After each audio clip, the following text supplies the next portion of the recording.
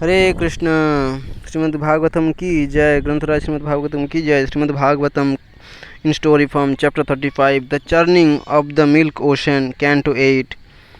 Tamas's brother Raivata became the fifth Manu, and Vibhu was posted as Indra. The incarnation of the Lord Vaikuntha appeared as the son of Subhra and his wife Vikuntha, just to please the demigods of fortune. Just to please the goddesses of fortune, Lord Vaikuntha created another Vaikuntha planet within the universe at her request. The son of Chakshu, named Chakshusha, became the sixth Manu, and during his reign, Mantradruma became Indra. In the sixth Manantvar, Chakshusha became the sixth Manu, and at that time, Mantradruma became Indra. Lord Vishnu appeared in this Manantwara in his partial expansion as Ajita, the son of Vairaja, and his wife Devasambhuti. By churning the ocean of milk, Ajita produced nectar for the demigods, and in the form of a tortoise he carried the great Mandara mountain on his back.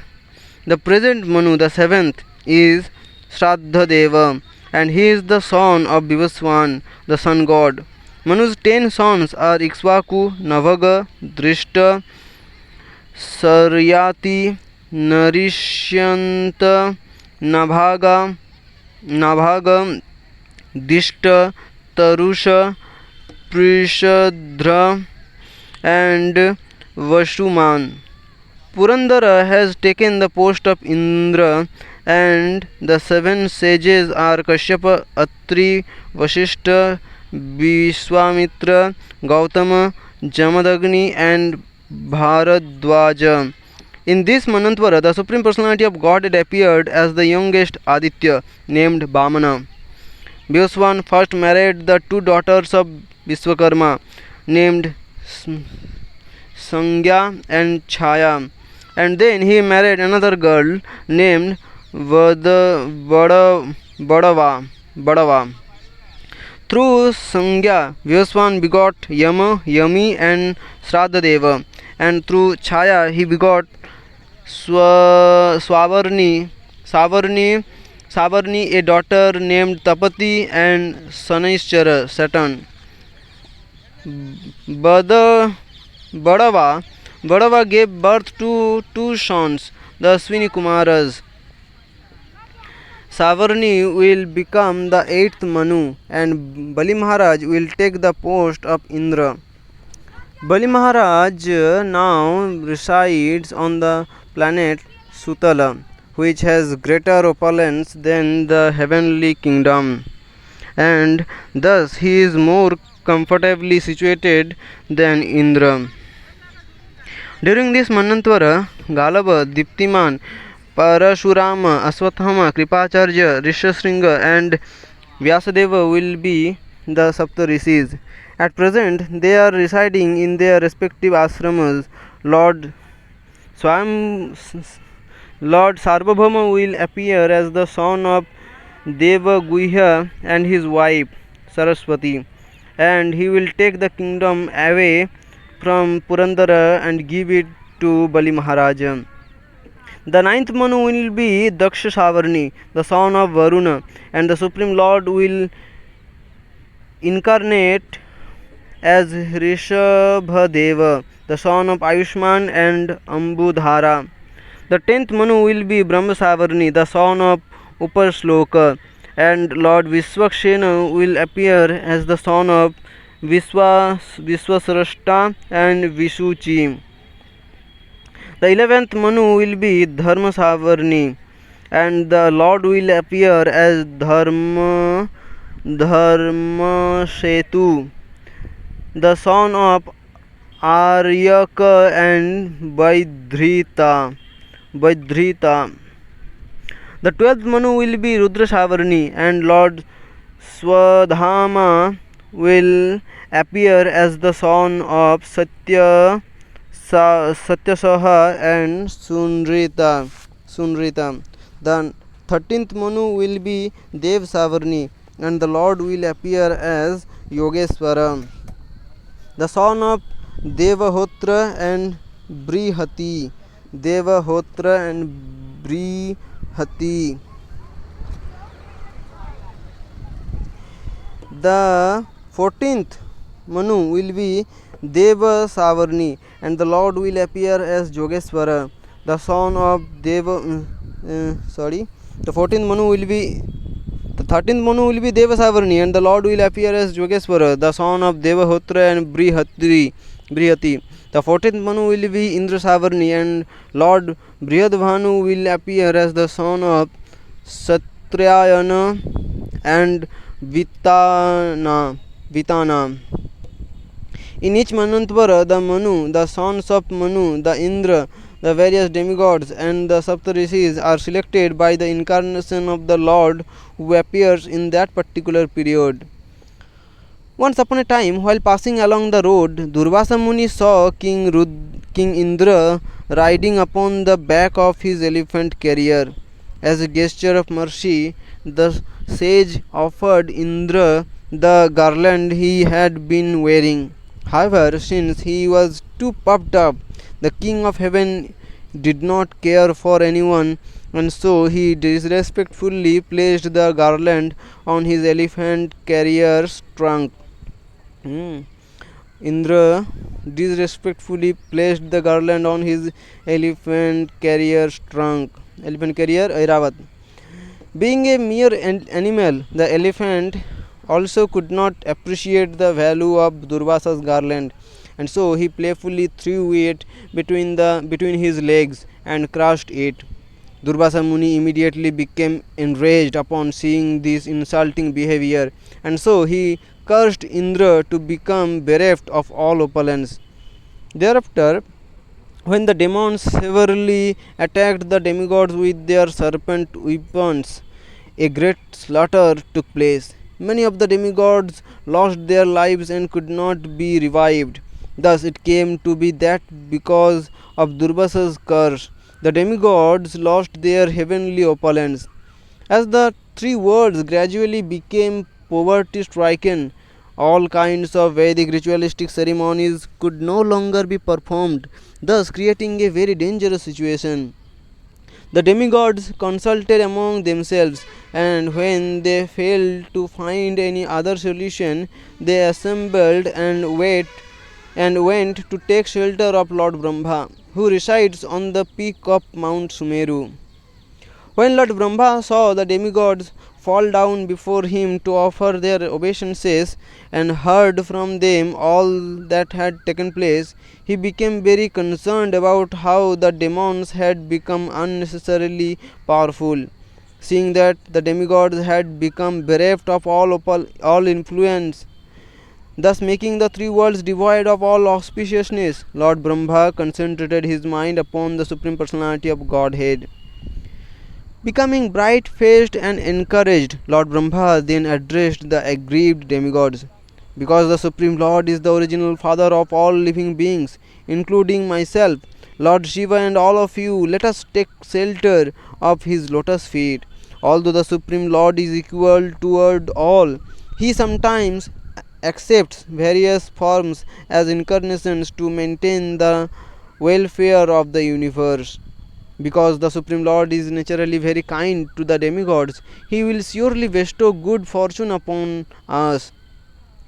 Lord Brahma then took the demigods to the shore of the milk ocean, wherein lies the island of Svetadipa, the abode of Lord Vishnu. Although Lord Brahma had never seen the Lord there, he was confident of his existence and thus began offering the following prayers in the hopes of invoking his mercy. O Supreme Personality of Godhead, you are the origin of everything. You are all pervading and devoid of material qualities. Because you are the Supreme Master of everyone, you are worshipable for all, and thus we offer our respectful obeisances unto you. The entire cosmic manifestation has emerged from water, and it is only because of water that the living entities can live. This water is the semen of the Supreme Lord. The moon is the source of food grains and is the lord of all vegetation. The moon is the mind of the Supreme Lord. Fire was created for the sake of accepting sacrificial offerings. Fire also exists within the depths of the ocean to produce wealth, and it is present in the stomach to digest food and create secretions that maintain the body. This fire is the mouth of the Supreme Lord. The Sun God is the gateway to liberation and the source of vision for everyone. The Sun God is the eye of the Supreme Lord. All living beings receive their vital force, bodily strength, and their very lives from the air. This vital source of air is generated from the original vital force of the Supreme Lord. The various directions are manifested from the Lord's ears, and the mind, life, air, and senses came from his navel. Indra was generated from the prowess of the Lord, the demigods from his mercy, and Lord Shiva from his anger. Lord Brahma was produced from the Lord's sober intelligence. The Vedic mantras were generated from his bodily holes, and the great sages and Prajapatis came from his genitals. Lakshmi was generated from the Lord's chest, the inhabitants of Pitriloka from his shadow, religion from his heart, and irreligion from his back. The heavenly planets were manifested from the top of the Supreme Lord's head, the Apsaras from his sense enjoyment, the Brahmanas from his mouth, the Kshatriyas from his arms, the Vaishyas from his thighs, and the Sudras from his feet. Greed was generated from the Lord's lower lip, affection from his upper lip, bodily luster from his nose, animalistic lusty desires from his sense of touch, Yamraja from his eyebrows, and eternal time from his eyelashes. May that Supreme Personality of Godhead be pleased with us. O Supreme Personality of Godhead, although we can appreciate your impersonal form in this way, because we are surrounded unto you, we wish to see your personal form. Please make your original form and smiling face visible to our eyes and appreciable to our other senses. By your sweet will, you appear as various incarnations, millennium after millennium, to perform uncommon activities that would be impossible for us. My Lord, you are transcendental to all material qualities, but at present you are in favor of the mode of goodness. Let us offer our respectful obeisances unto you.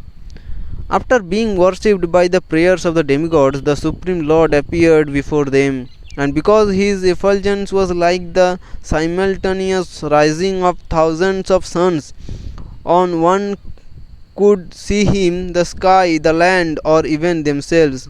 Then, after some time, Lord Brahma, Lord Shiva, and the other demigods could gradually perceive the beautiful blackish form of the Supreme Lord, dressed in yellow garments. They saw his beautifully smiling lotus-like face with reddish lotus petal eyes. As soon as they saw the Lord, all the demigods fell to the ground to offer their humble obeisances. Thereafter, Lord Brahma, as the leader of the demigods, offered prayers unto the Supreme Personality of Godhead as follows.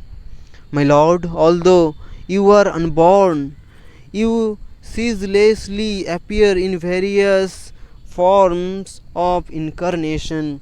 O Supreme Lord, you are fully independent. And thus you do not take help from others. Through your own potency, you create this cosmic manifestation and then enter into it.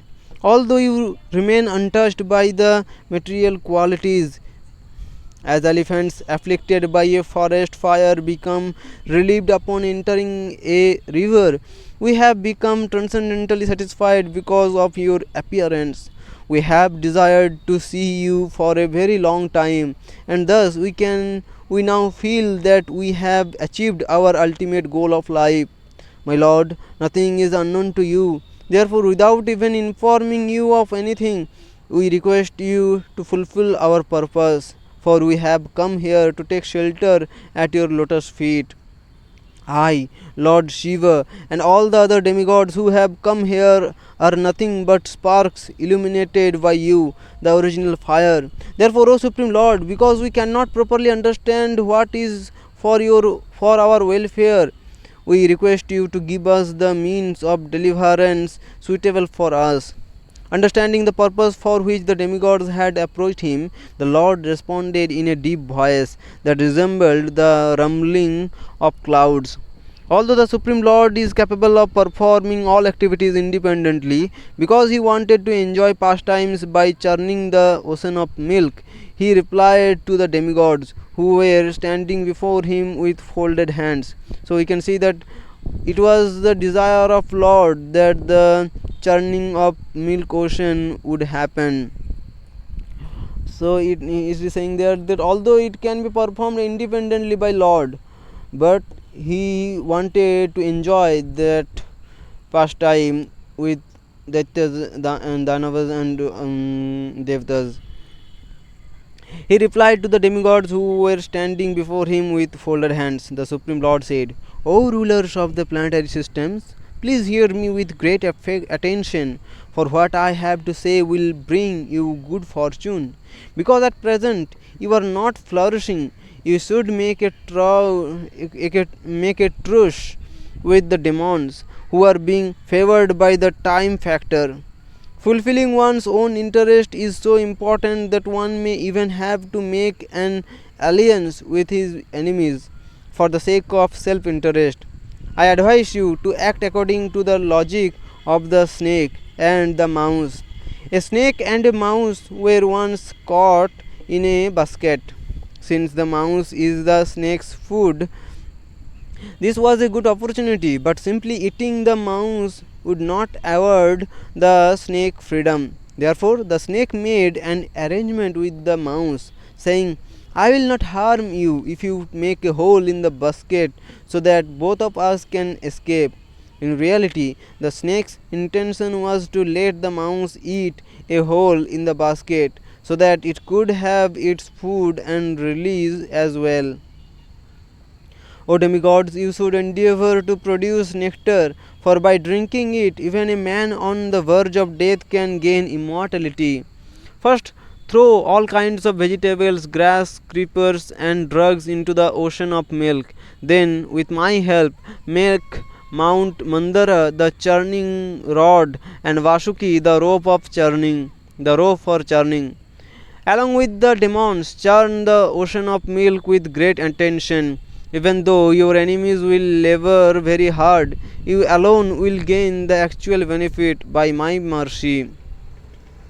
Everything can be accomplished with patience and a cool head. Śrīmad-Bhāgavatam. Everything can be accomplished with patience and a cool head. But when one becomes agitated with anger, the goal remains unattained. Because of this, whatever the demons ask for should be given to them. A poison named Kalakuta will be produced from the churning. But you should not become afraid, and when other byproducts come from the milk ocean, you should not be greedy to enjoy them, keeping your minds fixed upon the real purpose. The Supreme Lord is giving the all information which are going to happen. It was already destined by the Lord. Having given the demigods this advice, the Supreme Lord, the Supreme Personality of Godhead, suddenly disappeared from their presence. After offering their obeisances unto the Supreme Lord, Lord Brahma and Lord Shiva returned to their residences, while Indra went to the abode of Bali Maharaja, accompanied by some of the demigods. Although the military commanders of the demons became very agitated upon seeing the demigods' arrival and were prepared to kill them at once, Bali Maharaja knew very well when to fight and when to make peace. Seeing that the demigods had come in a peaceful mood, the king of the demons forbade his commanders to attack them. Indra then sat down next to the most opulent Bali, who had conquered the entire universe, and began to please him with very mild words. Being most intelligent, Indra very politely submitted the proposal given by the Supreme Personality of Godhead, Vishnu.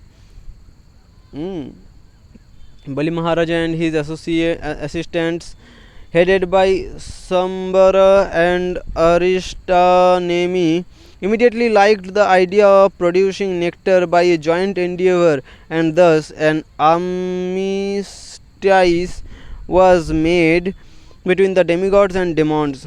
Without delay, the necessary arrangements for producing nectar were made, and then the demigods and demons, who were all very powerful, uprooted Mandara mountain.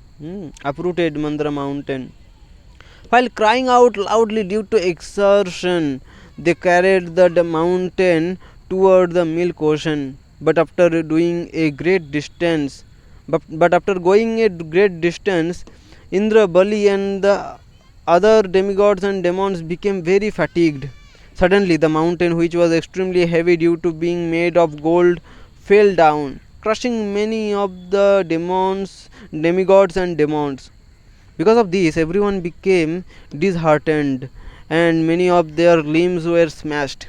But then, the all knowing Supreme Personality of Godhead arrived there, riding upon the soldiers of Garuda. Simply by glancing over the demigods and demons that had been crushed to death, Lord Vishnu brought them back to the life without even a single bruise remaining on their bodies. The Lord then very easily lifted Mandara mountain with one hand and placed it onto Garuda's back. Taking all the demigods and demons with him, the Lord departed for the ocean of milk. Upon their arrival, Garuda unloaded the mountain from his soldiers and brought it near the shore. Then, because Vasuki was to be invited for becoming the churning rope, the Lord requested Garuda to leave that place. Thereafter, Vasuki was summoned by the demigods and demons, who convinced him to take up the arduous task by promising him a share of the nectar. After Vasuki was coiled around Mount Mandara, Lord Ajita grasped the snake's head, thinking that he had better accept the more dangerous portion, and so the demigods followed suit. After Vasuki was coiled around Mount Mandara, Lord Ajita, the avatar of Supreme Personality of Godhead, Angsha avatar, Lord Ajita grasped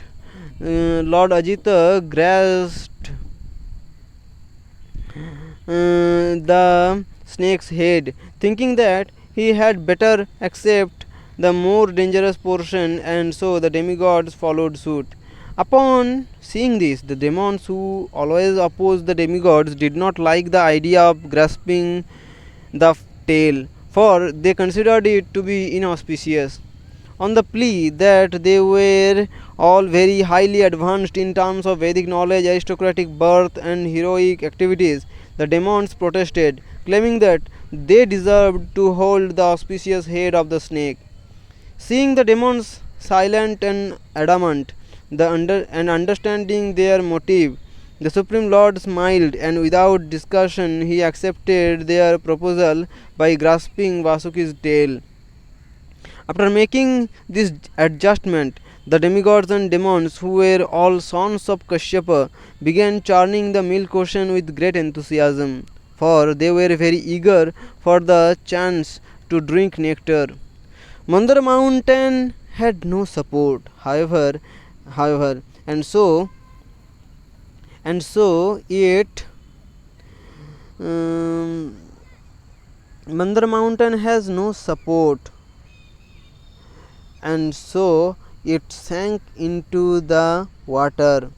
In spite of being held by the demigods and demons' strong hands,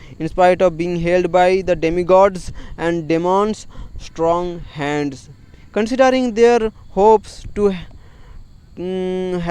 have been frustrated, everyone became so disappointed that their faces appeared to dry up. However, the Lord assumed the form of a wonderful and gigantic tortoise, and after entering the water, he lifted up the great mountain. thus enlivening the demigods and demons. As Mount Mandara rested upon Lord Kurma's back, whose body extended for 1 lakh yojanas like a great island, the demigods and demons resumed churning the ocean of milk with renewed enthusiasm. As the demigods and demons rotated Mandara mountain upon his back, the Lord, in the form of a tortoise, accepted this as a means for scratching his body, and thus he felt a pleasing sensation. After some time, everyone became exceedingly fatigued, especially Vasuki, who was on the verge of death. Thus, to encourage them and increase their various types of energy, Lord Vishnu entered the demons as the quality of passion.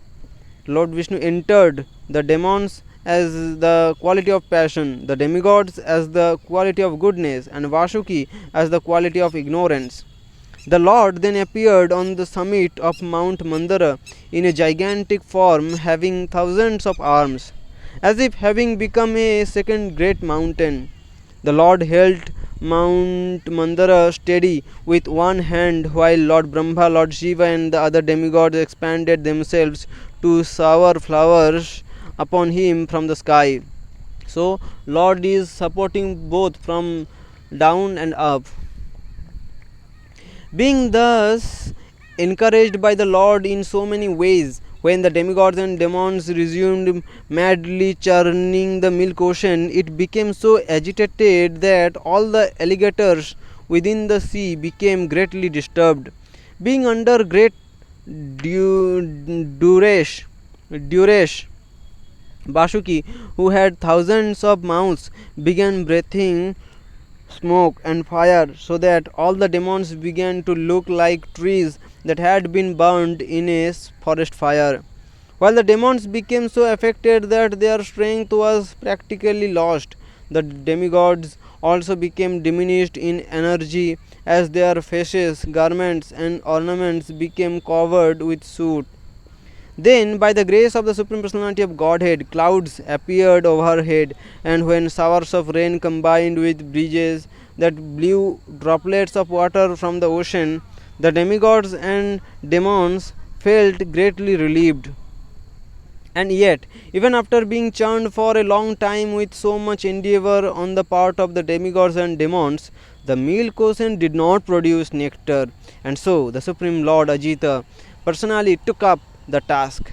When Lord Ajita began vigorously churning the milk ocean, the fish and other aquatics became so perturbed within the turbulence that even the giant whales, water elephants, and Timingila fish came up to the surface. While being churned in this way, the milk ocean first produced a fiercely dangerous poison called halahala. When that uncontrollable poison began spreading out in all directions, the demigods, accompanied by Lord Ajita, approached Lord Shiva, feeling very much afraid and unsheltered. Lord Shiva was sitting upon the summit of Kailasa hill, along with his wife Bhavani, and surrounded by great saintly persons who were worshipping him with the desire for liberation. The demigods offered their obeisances very respectfully and then prayed to Lord Shiva as follows: O greatest of the demigods, Mahadeva, we have come to the shelter of your lotus feet. Now please save us from this fiery poison that is gradually spreading all over the three worlds. O Lord, since you are the ruler of this material world, you are also the cause of bondage and liberation. Those who are advanced in spiritual consciousness therefore surrender unto you, and in return you mitigate their distress and give them liberation from material existence. O Lord Girisha, the 5 important Vedic mantras are represented by your 5 faces, and when flames and sparks emanate from your eyes, the entire creation is burnt to ashes. In comparison, what can be said of the destruction of the Daksha Yagya, Tripura Sura, and the Kalakuta poison? Such insignificant acts cannot be considered subjects worthy of being described in the prayers offered for your glorification. Although the Supreme Personality of Godhead was present personally, he did not take action because he wanted Lord Shiva to become famous for drinking the Kalakuta poison. Actually, Lord Vishnu is always unattached to material activities, and so when material actions are to be performed, he executes them through Lord Shiva. For this reason, Lord Shiva is worshipped as the Supreme Personality of Godhead in the sense that he acts on the Lord's behalf. In other words, when Lord Vishnu is in touch with the external energy, he appears in his feature as Lord Shiva. When Lord Shiva, who is always very benevolent toward all living beings, saw the great threat posed by the poison spreading everywhere, he became very compassionate. Addressing his consort, Lord Shiva said, "My dear gentle Bhavani, just see how all living entities have been put into great danger by the poison that was produced from the churning of the milk ocean. It is my duty to give protection to everyone, because the master must ensure the safety of his suffering dependents.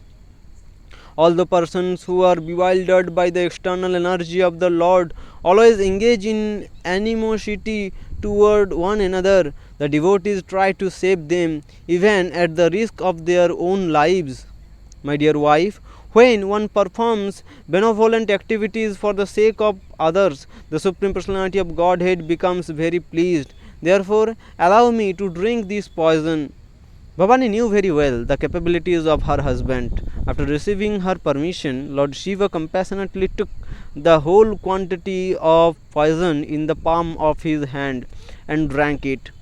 As if in defamation, the poison manifested its potency by marking Lord Shiva's neck with a bluish line, which is now accepted as one of his transcendental ornaments. Upon seeing this wonderful act and being relieved from the impending danger, all the demigods headed by Lord Vishnu and Lord Brahma praised Lord Shiva very highly. Whatever little poison had fallen from Lord Shiva's hand was drunk by the scorpions, cobras, poisonous drugs, and other animals with poisonous bites.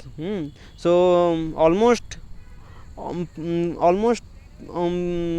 all quantity, full quantity was taken, but somehow some part of that poison was had fallen from Lord Shiva's hand, and was drunk by the scorpions, cobras, poisonous drugs, and other animals with poisonous bites. So they are poisonous because they drank that small portion of poison. Therefore, thereafter, being very pleased, the demigods and demons resumed churning the ocean of milk with renewed vigor, and as a result a Surabhi cow appeared. So first Kalkuta Vish was appeared, and then Surabhi cow appeared. The great sages took charge of the Surabhi cow, and for they very well knew the value of ghee, which can be used in sacrificial performances for the purpose of elevation to higher planets. So ghee is used for sacrificial performances for the purpose of elevation to higher planets. Then a horse named Uchesrava, which was as white as the moon, was generated. Since Bali Maharaja wanted to possess it, King Indra did not protest, for he remembered the advice that had previously been given to him by the Supreme Lord. Next, from the churning of the milk ocean came Airavata, the gigantic white four-tusked king of elephants. The 8 Diggaja and Diggaja, or elephants that guard the directions, were also produced, along with 8 sea elephants. Thereafter, the celebrated gems named Kaustubha Mani and Padmaraga Mani were generated, and Lord Vishnu desired to use them as ornaments for his chest. The Parijata flower, which fulfills the desire of everyone, was next produced from the churning. Then came the Apsaras, who were very attractively dressed and decorated with golden ornaments. The Apsaras move very slowly in such an attractive manner that the inhabitants of the heavenly planets become bewildered simply by seeing them. Then the goddesses of fortune, Rama, appeared, and her luster surpassed the lighting that might illuminate a marble mountain. Because of her exquisite beauty, her youth, and her glories, everyone desired her, including the demigods, demons, and human beings. Human beings means those rishis. They were attracted to Lakshmi because she is the source of all opulence, such as wealth, beauty, and reputation. Everyone is attracted to Lakshmi because Lakshmi is the source of all opulence, such as wealth, beauty, and reputation. Indra immediately brought a suitable sitting place for the goddesses of fortune, and then all the sacred rivers came there in personified form, bringing their pure water in golden pots.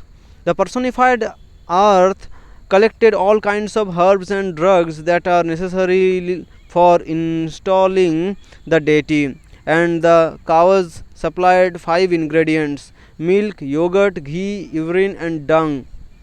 Spring personified also brought her products, and thereafter the great sages performed the Abhishek bathing ceremony while the Gandharvas chanted the Vedic mantras.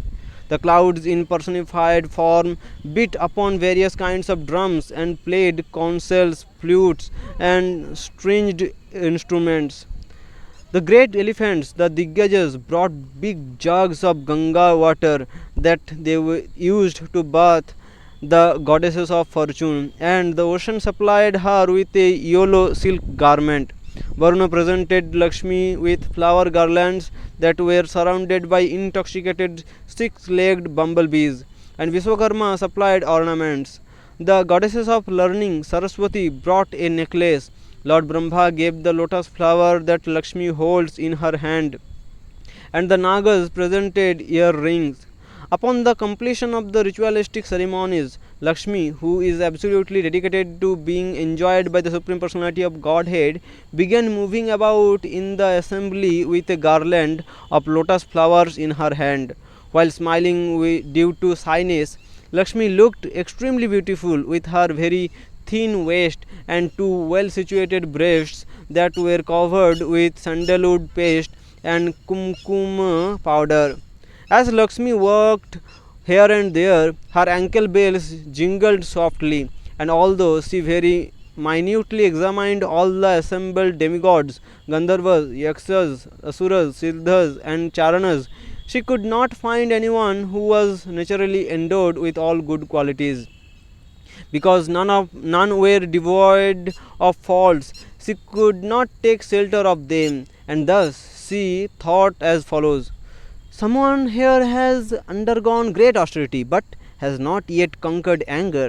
Someone else possesses great knowledge but has not conquered material desires. Here is a very great personality, but he cannot control his lust. Since everyone here is dependent upon someone or something else, none can be the supreme controller. Here is someone possessing full knowledge of religion, but he is not kind to all living beings. Someone else may be very renounced but not actually liberated, and another person may be extremely powerful and yet unable to check the force of eternal time. Someone may have great longevity but not good behavior, and others may be qualified in all respects but are not devotees of the Supreme Personality of Godhead. In this way, after due deliberation, the goddesses of fortune accepted Mukunda as her husband, even though he is independent and not in need of her. After placing the garland of newly grown lotus flowers around the Lord's soldiers, Lakshmi remained standing by his side, smiling with shyness as she expected to receive a place upon his chest. At this time, to celebrate the auspicious occasion, the Gandharvas and their wives began to sing, dance, and play upon their musical instruments, while the great demigods showered flowers and vibrated the Vedic hymns. Due to being blessed by the glance of Lakshmi, the demigods became immediately enriched with all kinds of transcendental qualities, and thus they felt extremely satisfied. On the other hand, due to being neglected by the goddesses of fortune, the demons and Rakshasas felt depressed, bewildered, and frustrated, and as a reaction, they became most shameless. So, by the mercy of Lakshmi, by the glance mercy of Lakshmi, a person can get all kinds of transcendental qualities, and thus they can feel extremely satisfied. On the other hand, if neglected by Lakshmi, neglected by the goddesses of fortune, a man can feel depressed, bewildered, and frustrated, and as a reaction, he can be that can be most shameless. When the demigods and demons resumed churning the milk ocean, the lotus-eyed goddess Varuni, who controls drunkards, appeared. With the permission of the Supreme Lord, the demigods took possession of this young girl. Hare Krishna.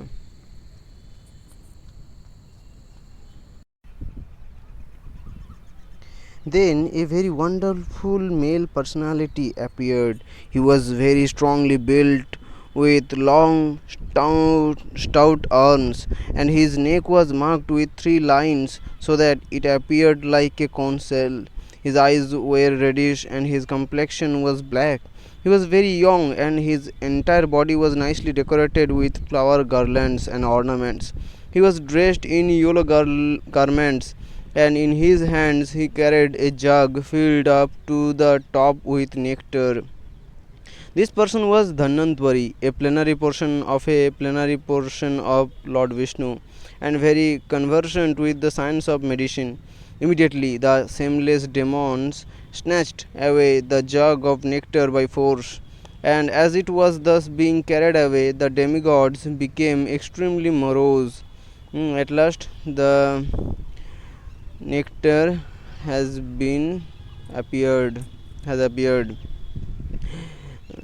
Then, as the demigods took shelter of him in their distress, the Supreme Personality of Godhead assured them by saying, "Do not be aggrieved with my personal energy. I will bewilder the demons by creating a quarrel among them. In this way, I will fulfill your desire to drink the nectar." Thereafter, the demons began arguing over the nectar, and while doing so, they repeatedly shouted, "You cannot drink it first. I must be the first one, not you." Other demons, who were weaker and thus afraid of not getting any of the nectar, argued as follows: "The demigods took part in churning the milk ocean, and so everyone has an equal right to share the nectar." The demons, who were weaker and thus afraid of not getting any of the nectar, argued as follows: "The demigods took part in churning the milk ocean, and so everyone has an equal right to share the nectar." Then the Supreme Personality of Godhead, who can counteract any unfavorable situation, assumed the form of an extremely beautiful woman named Mohini Murti. Her complexion resembled the color of a newly grown blackish lotus flower, and every part of her body was very beautifully situated. Her face was full of youthful luster, and her large breasts made her waist seem very thin. Being attracted by the aroma of her body, bumblebees hummed around her, and thus her eyes appeared to be very restless. Her breasts seemed like islands in an ocean of beauty, and her neck and legs were very attractively constructed. By seeing the movements of her eyebrows as she smiled shyly and glanced at them, the demons became saturated with lusty desires, so that each and every one of them became overwhelmed by the desire to possess her. The demons had given up their friendly relationship while snatching the container of nectar from each other and throwing it here and there. But when they saw the very young and beautiful Mohini Murti coming toward them, they gave up their competitive activities and exclaimed, "How wonderful is the beauty of this woman! How exquisite is the luster of her youthfulness!" While speaking like this, the demons quickly approached Mohini Murti, full of lusty desires, and inquired from her as follows: "O wonderfully beautiful girl, you have such nice eyes that resemble the petals of a lotus flower. Who are you, and where have you come from? To whom do you belong, and what is your purpose in coming here? O you whose thighs are extraordinarily lovely, our minds are becoming agitated simply by seeing you. O beautiful girl, you have certainly never been touched or enjoyed before by any male being. Has Providence, by his causeless mercy, sent you here to please the minds and senses of us all? Although born in the same family, we are becoming increasingly inimical toward each other because of this container of nectar. O woman with such a thin waist, we request you to favor us by settling our dispute. Both of us, the demons and demigods, are born of the same father, but now we are exhibiting our personal prowess in dissension. Now please end this disagreement and divide the nectar as you think fit. The demons are saying that they are born of the same father. Which father? Kashyap. Kashyap married Diti and Aditi. From Diti, Daitya demons born, and from Aditi, Aditya's demigods born. So demons are saying that we are born of the same father, but now we are exhibiting our personal prowess in dissension. Now please end this disagreement and divide the nectar as you think fit.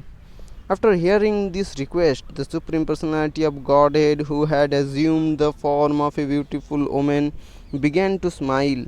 While looking at the demons, Mohini Murti displayed very attractive feminine gestures and said, "O sons of Kashyapa, I am only a prostitute. How is it that you have placed so much faith in me? A learned person never puts his faith in a woman, especially a prostitute." The 6th of Bhagavatam. A learned person never puts his faith in a woman. A person who is very learned should never put his faith in a woman, especially a prostitute. O demons, just as dogs and monkeys are unsteady in their sexual relationships and want newer and newer friends every day, women who live independently seek new partners one after the other. Friendship with such women is therefore never permanent. Mohini Murti had spoken seriously, indirectly revealing her purpose in coming before the demons. Being captivated by her beauty, however, the demons considered her words to be joking. While laughing aloud, they confidently delivered the container of nectar into her hands. Demons confidently delivered the container of nectar into the hands of Mohini Murti. After receiving the nectar, the Supreme Personality of Godhead smiled slightly and then very sweetly said, "My dear demons, if you are willing to accept whatever I may do, whatever it is honest, whether it is honest or dishonest, then I can take responsibility for dividing the nectar among you." Since the leaders of the demons were not very expert in making decisions, after hearing Mohini Murti's sweet words, they immediately agreed by saying, "What you have said is all right with us. Is all right with us." Thereafter, the demigods and demons fasted. Then, after bathing, they offered oblations of ghee into the sacrificial fire and gave charity to the Brahmanas and others. After performing these ritualistic ceremonies under the direction of the Brahmanas, the demigods and demons, dressed in new garments, decorated their bodies with ornaments, and then sat down facing east on seats of kusha grass. As they sat in the sacrificial arena, which was nicely decorated with flowers and lamps, and sweetly perfumed with incense, Mohini Murti came there, dressed in a most attractive sari. Because of her wide hips, he walked very slowly, and her eyes were restless due to her youthful pride. Her breasts were as full as water jugs, her thighs resembled the trunks of elephants, and in her hands she carried a water pot. As Mohini Murti moved, the border of her sari shifted slightly, revealing her most exquisite bodily features. She was glancing at the demigods and demons while mildly smiling, and thus all of them became thoroughly enchanted. Because demons are very because demons are by nature crooked like snakes, the Supreme Personality of Godhead considered it unwise and dangerous to give them nectar, just as it is foolish to give milk to a serpent. After entering the arena, Mohinimurti arranged separate lines of sitting places and seated the demigods and demons according to their positions. Then, taking the container of nectar in her hands, Mohinimurti first approached the demons, who were seated at some distance from the demigods, and spoke to them very sweetly. The demigods are very greedy, and thus they are excessively anxious to drink the nectar first.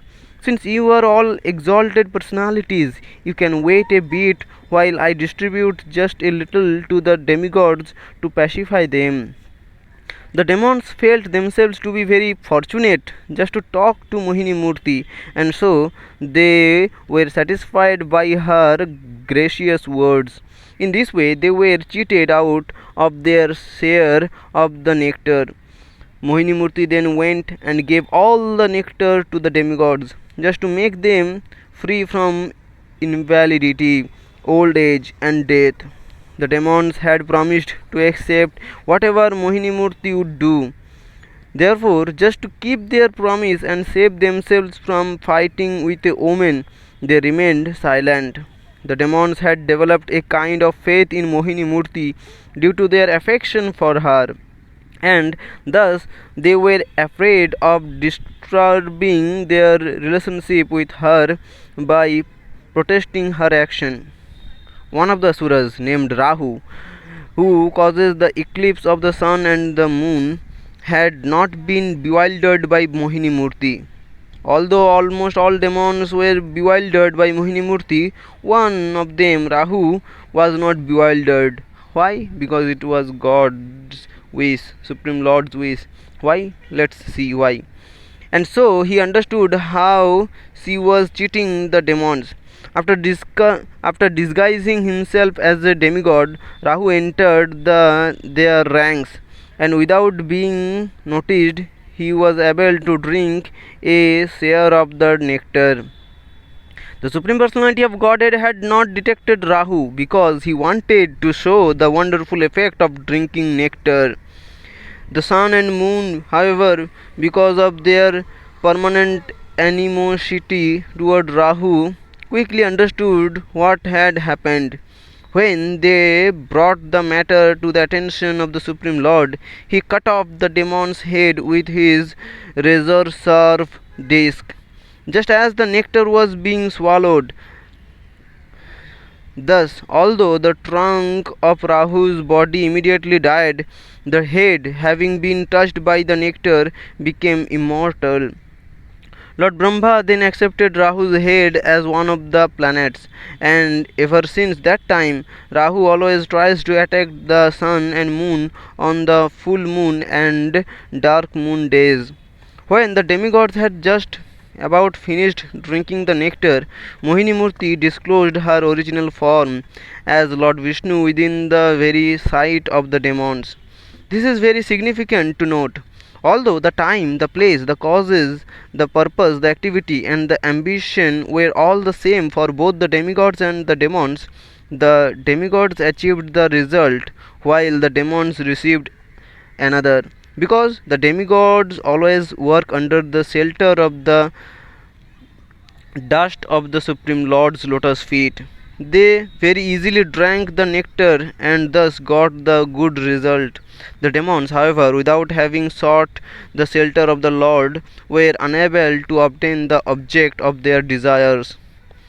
Materialistic men perform various activities for personal or extended sense gratification. But because such endeavors are separate from the devotional service of the Lord, they are invariably baffled. Materialistic men perform various activities for personal or extended sense gratification, but because such endeavors are separate from the devotional service of the Lord, they are invariably baffled. However, when the same activities are performed for the satisfaction of the Lord, the beneficial results are distributed to everyone. Just as water poured upon the root of a tree is distributed throughout the entire tree. After having brought to a completion the affair of churning the milk ocean and feeding the nectar to the demigods, the Supreme Personality of Godhead departed for his own abode, riding upon the back of Garuda. As soon as they realized the full import of the demigod's victory, the demons became highly furious, and without delay they attacked the demigod while brandishing their weapons.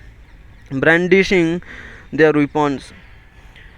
Being enlivened because of drinking the nectar, the demigods also picked up their weapons and prepared to counterattack the demons with a great fighting spirit.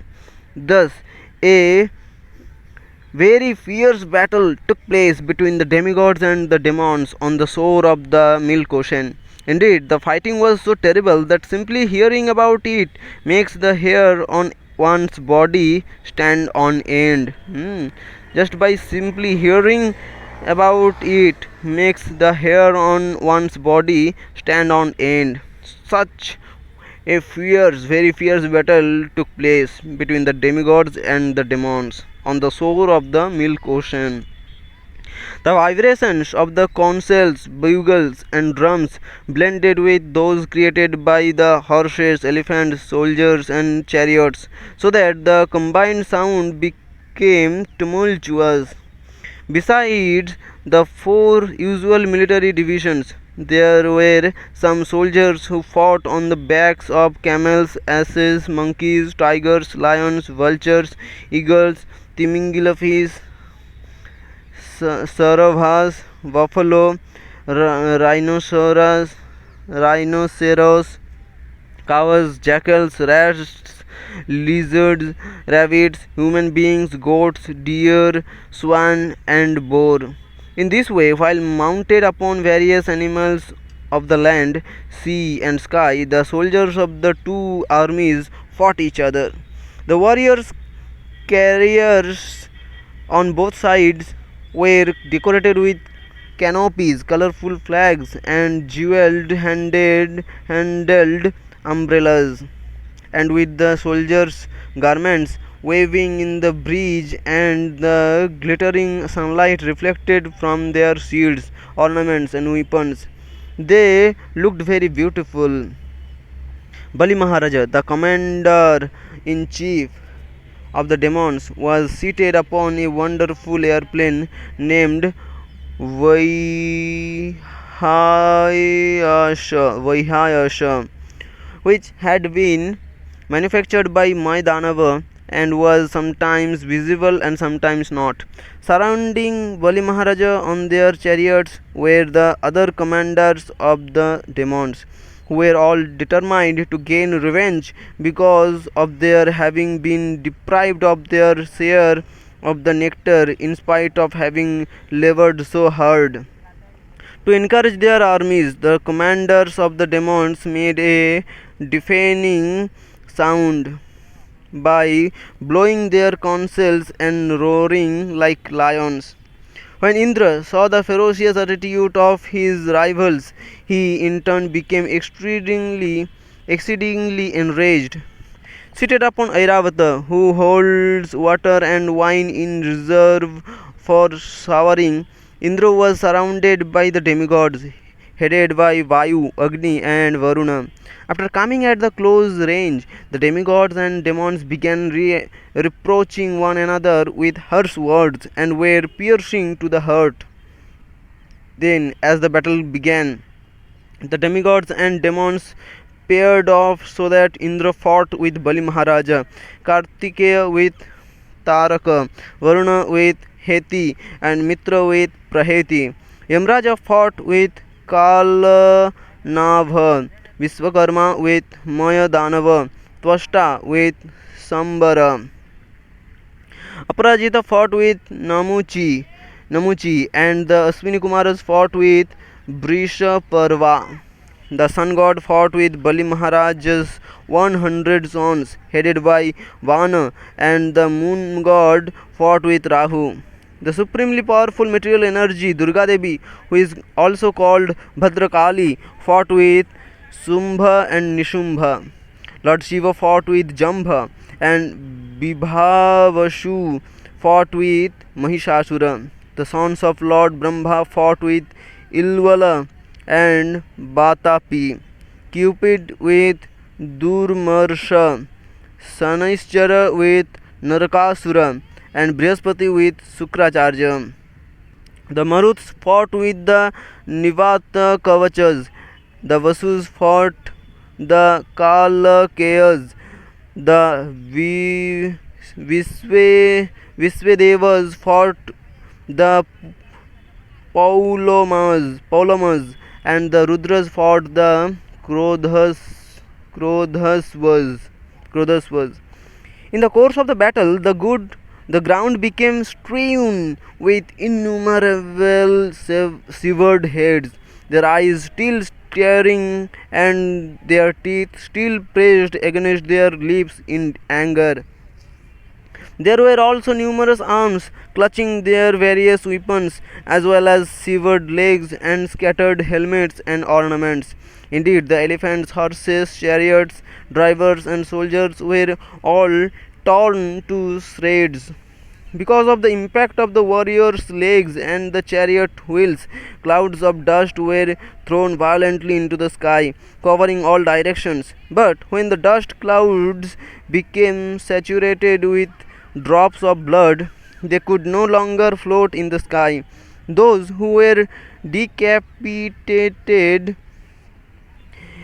immediately became ghosts, but when new trunks were generated, they used them to see through the eyes of their severed heads so that they could resume fighting with the enemy.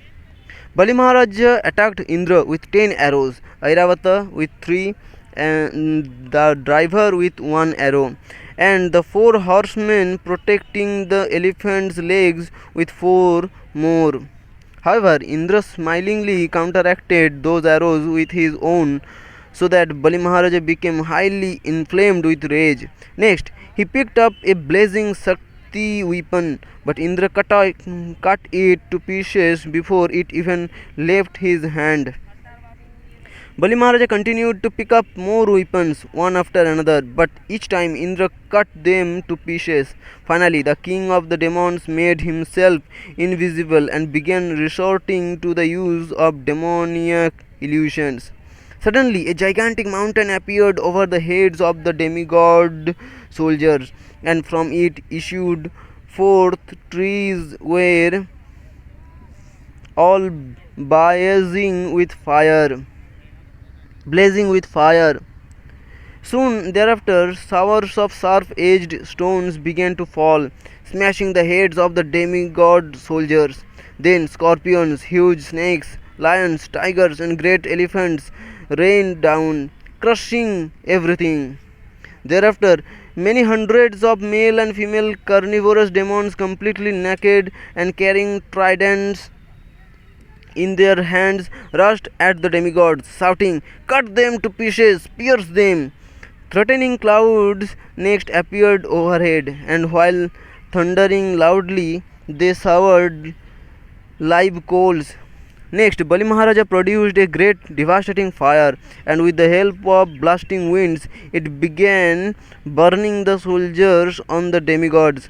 Moments later, an ocean with waves and whirlpools that were agitated by fierce winds appeared in all directions, causing a terrible flood. Upon seeing all these magical creations of the invisible demons, the demigods became very discouraged. Finding no means of counteracting the attack, the demigods began wholeheartedly meditating upon the Supreme Personality of Godhead. In reciprocation, the Lord immediately appeared upon the scene, carrying weapons in his 8 hands and riding upon the back of Garuda. Just as the dangers of a dream cease when one awakens, so all the illusions created by the jugglery of the demons were at once vanquished by the prowess of the Supreme Personality of Godhead as soon as he entered the battlefield. Upon seeing the Lord's arrival, the demon Kal Nemi, who was riding upon the back of a lion, whirled his trident around menacingly, and then threw it at Garuda's head. The Lord easily caught the trident in his hand, however, and with the very same weapon he killed Kalnemi along with his lion carrier.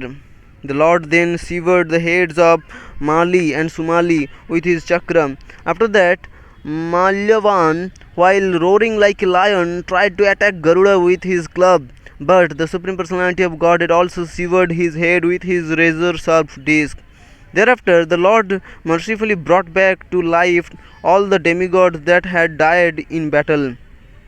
Being thus enlivened, the demigods began routing their enemies. And when Indra angrily prepared to kill Bali Maharaja with his thunderbolt, the demons very anxiously cried out in distress. As Bali Maharaja fearlessly stood before him on the battlefield, Indra rebuked him, saying, "You rascal, as a thief sometimes covers a child's eyes so that he can take away his possessions, you are trying to defeat us by displaying some power of illusion, although you know that we are the masters of all such mystic powers. Today I shall sever your head from your body with my thunderbolt, which has hundreds of sharp edges. Now see if your jugglery will help you remain here in the company of your friends and relatives." Bali Maharaj replied, "Everyone here has assembled under the influence of eternal time and is destined to receive fame, victory, defeat, and death according to their previous activities. Those who understand the movements of time and are therefore cognizant of the actual truth neither rejoice nor lament. Because you are expressing jubilation on account of your anticipated victory, I can understand that you are not very learned. You demigods think yourselves to be the cause of attaining fame and victory, but because of this ignorance, saintly persons feel sorry for you. Therefore, although your words certainly afflict our hearts, our intelligence cannot accept them as factual." After rebuking Indra, Bali Maharaja released his arrows and then once again chastised the king of heaven with strong words. Because Bali Maharaja's speech was truthful, Indra felt some shame upon hearing it, but he nonetheless released his infallible thunderbolt. As a result, the king of the Daityas fell down from his airplane like a mountain whose wings have been cut off. Upon witnessing the fall of Bali, Jambasura rushed at Indra while riding on his lion carrier and struck him severely on the shoulder with his club. Jambasura then beat Airavata so that the elephant fell down on its knees unconscious. Matali immediately brought Indra's chariot, and so the king of heaven left aside his elephant carrier and mounted it. From Airavata, Indra is now on the chariot. Matali immediately brought Indra's chariot, and so the king of heaven left aside his elephant carrier and mounted it. Although Jambasura smiled in appreciation of Matali's service, he quickly pierced the charioteer with his blazing trident.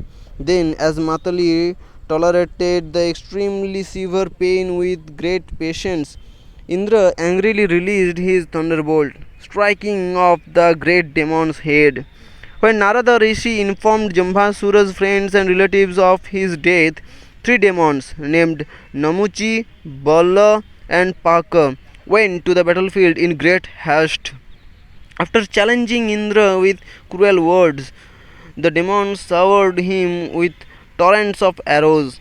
Bala pierced all the Indra's 1,000 horses, and Paka attacked Matali and his chariot by releasing 200 arrows simultaneously, which was a very wonderful feat. Namuchi injured Indra with 15 golden feathered arrows that roared like a rain cloud, while other demons supported the attack by incessantly showering their arrows. When Indra became invisible due to being covered by all these arrows, the demigods very anxiously lamented their fate like shipwrecked merchants in the middle of the ocean. The demigods very anxiously lamented their fate like the shipwrecked merchants in the middle of the ocean. Indra managed to free himself from the network of arrows, however, and thus he was once again seen to be riding on his chariot, shining brightly like the sun. When Indra saw how his soldiers had become very oppressed by the demons, he picked up his thunderbolt in great anger and instantly cut off Bala and Paka's heads in the presence of the demons' relatives and followers. While witnessing the deaths of his two associates, Namuchi became very aggrieved, and so he made an all-out attempt to kill Indra. While roaring like an enraged lion, he picked up a steel spear ornamented with gold and silver bells. While coming in front of Indra, Namuchi shouted, "Now you are killed!" and threw his weapon. When Indra saw the powerful spear coming toward him like a blazing meteor, he skillfully cut it to pieces with his arrows and then angrily released his thunderbolt, hoping to cut off the demon's head. And yet, even though Indra hurled the thunderbolt with great force, it failed to even pierce Namuchi's skin. It could not. The thunderbolt could not pierce even Namuchi's skin. When Indra saw this wonderful occurrence, he became very afraid and wondered if the demon was very protected by some superior power. Indra thought, "Formerly, when many mountains fell to the earth, killing numerous people, I cut off their wings with this same thunderbolt. Vritrasura was the essence of all the austerities that had been performed by Twasta, and yet the thunderbolt was able to kill him. Indeed, many stalwart heroes whose skin could not be injured by all kinds of weapons were killed by this same thunderbolt. Now, however, even though it was released against a lesser demon, my thunderbolt has proved ineffectual. Since this thunderbolt, which was previously as good as the Brahmastra, has become no better than an ordinary stick, I shall no longer use it." While Indra was lamenting in this way, an ominous, unembodied voice announced from the sky, "This demon Namuchi cannot be annihilated by anything dry or moist, O Indra, because I gave Namuchi the benediction that he will never die because of any such weapons. You will have to think of another way of killing him." After hearing this, Indra began pondering over the matter very deeply, and while gazing at the ocean, he concluded that foam would be the proper means for killing Namuchi, because it was neither moist nor dry. Thus it came to be that Indra severed Namuchi's head with a foam weapon. And upon seeing this, all the great sages joyfully covered the king of heaven with showers of flowers. Two Gandharva chiefs, Biswavasu and Paravashu, sang in great happiness while the Apsaras danced in jubilation and the demigods played their celestial drums. Thereafter, Bayu, Agni, Varuna, and the other demigods began slaughtering the demons just as lions kill deer in the forest. When Lord Brahma saw the imminent annihilation of all the asuras, he sent a message with Narada. Coming before the demigods, Narada said, "My dear celestials, all of you are protected by the arms of Lord Narayana, the Supreme Personality of Godhead, and by His grace you were able to drink nectar. Now, please stop this fighting." Accepting the words of Narada, the demigods gave up their anger and ceased fighting. Then, while being praised by their followers, the demigods happily returned to their heavenly abodes. Thereafter, under the order of Narada, the surviving demons took Bali Maharaja, who was in a very precarious condition, to Ashtagiri hill. There, Sukracharya brought back to life all the slain demons that had not lost their heads, trunks, and limbs by the use of his mantra known as Samjeevani. When Bali Maharaja regained consciousness by the grace of Sukracharya, he became his loyal disciple out of gratitude and thus offered everything in his possession to him. Hare Krishna.